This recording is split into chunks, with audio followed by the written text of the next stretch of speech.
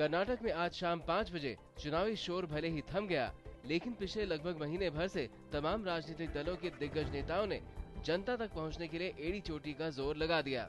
40 degree तापमान की कड़ी धूप के बीच आला नेता गांव और शहरों की धूल छानते रहे।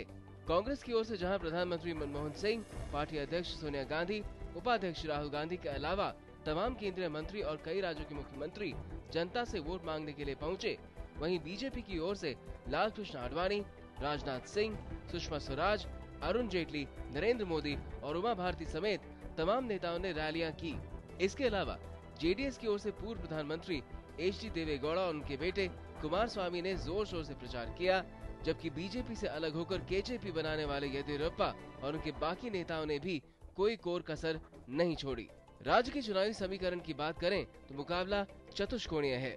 बीजेपी और कांग्रेस के अलावा येदियुरप्पा की केजेपी और जेडीएस कुर्सी के लिए चुनावी समर में हैं। येदियुरप्पा बीजेपी को नुकसान पहुंचाकर अपना चुनावी गणित बनाने में लगे हैं, तो जेडीएस किंग मेकर बनने का ख्वाब देख रही है।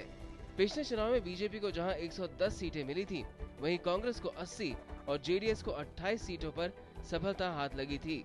चुनावी प्रचार के दौरान बीजेपी और कांग्रेस के नेताओं ने अपनी अपनी पार्टियों के पक्ष में जनादेश जुटाने के लिए एक दूसरे पर तीखे हमले किए। चुनाव में भ्रष्टाचार सबसे अहम मुद्दा रहा। कांग्रेस ने बीजेपी सरकार के घोटालों को हवा दी, तो बीजेपी ने यूपीए सरकार के घोटालों पर उंगली उठाई। कांग्रेस ने विकास का मुद्दा उठाकर ये संदेश देने की कोशिश की कि अगर कर्नाटक को आगे बढ़ाना है तो कांग्रेस को ही चुनना होगा। वहीं बीजेपी ने महंगाई का मसला उठाकर जनता की दुखती रग पर हाथ रखा। जेडीएस ने किसानों और अल्पसंख्यकों के नाम पर वोट मांगे।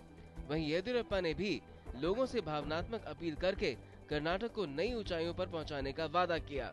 जातीय समीकरणों के लिहाज से देखें तो कांग्रेस को जहां पिछड़े दलित और अल्पसंख्यक वोटों का भरोसा है, तो बीजेपी को उच्च जातियों, खासकर लिंगायत और शहरी मतदाताओं में समर्थन की उम्मीद है। येदियुरप्पा को अपने लिंगायत समुदाय के अलावा अल्पसंख्यकों और दलितों के वोट मिलने की उम्मीद है। इसके विपरीत जेडीएस का वुक्कलिंगा समुदाय में बड़ा वोट बैंक है। राज्य में 5 तारीख को चुनाव होने हैं। चुनाव में 224 सीटों पर कुल 2948 उम्मीदवार किस्मत आजमा रहे हैं। इनमें 2278 पुरुष और 170 महिला उम्मीदवार हैं। प्रमुख उम्मीदवारों में मुख्यमंत्री जगदीश शेट्टार, उप मुख्यमंत्री ईश्वरप्पा के अलावा उनके मंत्रिमंडल के कई सदस्य हैं। इसके अलावा पूर्व मुख्यमंत्री येदियुरप्पा और कुमारस्वामी भी अपनी किस्मत आजमा रहे हैं। कई बड़े नेताओं की संतानें भी चुनावी समर में हैं। कुल मिलाकर चुनावी बिसात बिछ गई है। बीजेपी के सामने जहां सत्ता बचाने की चुनौती है, तो कांग्रेस के लिए सत्ता में वापसी की, लेकिन जनता का फैसला तो 8 तारीख को ही सामने आएगा। Bureau report, DD news.